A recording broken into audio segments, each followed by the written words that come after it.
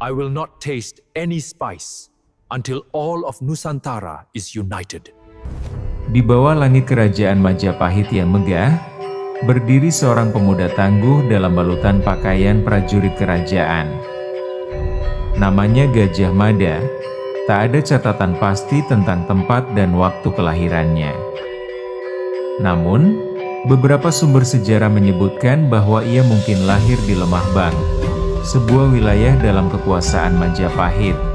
Gajah Mada pertama kali muncul dalam sejarah sebagai seorang anggota Bayangkara, pasukan pengawal kerajaan. Di sana, ia menunjukkan keberanian, ketangguhan, dan kecerdikan yang luar biasa dalam menjalankan tugasnya. Keberanian itu mengangkatnya menjadi Patidaha.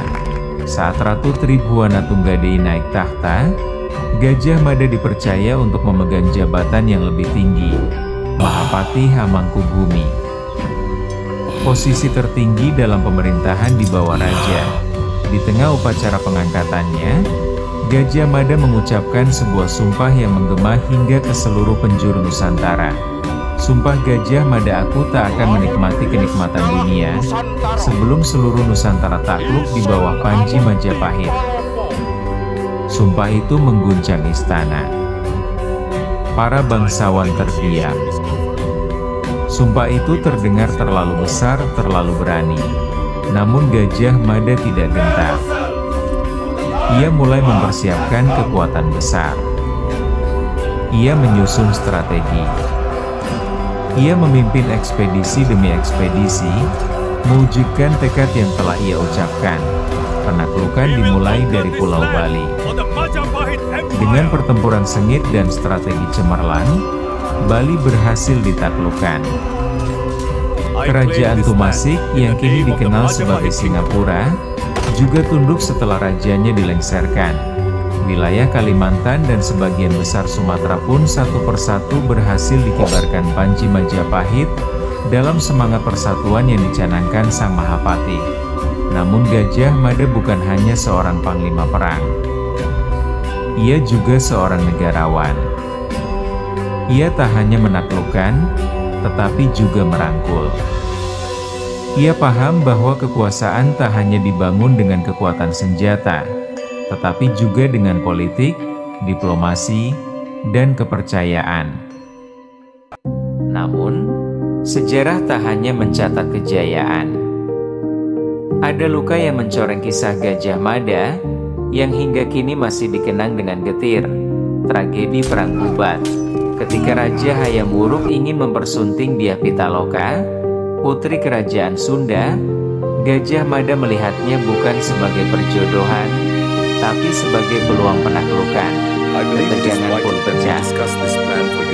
Di lapangan Kubat, terjadi pertumpahan darah. Putri Dyah Pitaloka gugur bersama para pengawal dan keluarganya. Tangis menggulung tanah Majapahit. Duka menyelimuti dua kerajaan. Raja murka. Rakyat bertanya-tanya. Namun Gajah Mada tetap diam. Ia tak membela diri, tak pula mencari alasan. Ia tahu ambisinya telah membawa luka. Sejak saat itu, ia mengundurkan diri dari pemerintahan. Menjauh dari istana. Hidup dalam kesunyian, jauh dari kemegahan yang pernah ia bangun. Dan ketika ia wafat pada tahun 1364, Majapahit berduka. Jabatan Mahapati pun dibiarkan kosong. Sebab tak ada yang bisa menggantikan sosok sebesar dirinya. Hari ini, sumpahnya masih hidup.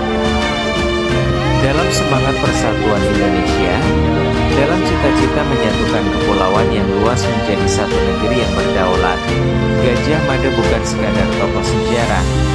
Ia adalah simbol tekad dan keteguhan, bahwa dari satu keyakinan, satu sumpah, satu perjuangan sebuah bangsa dapat lahir.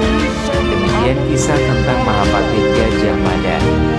Mohon maaf apabila ada bagian dari cerita yang kurang tepat atau menyinggung perasaan. Cerita ini kami hadirkan dengan niat untuk mengenang dan mengambil pelajaran dari tokoh besar Nusantara.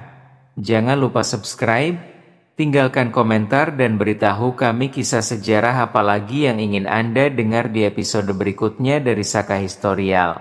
Terima kasih.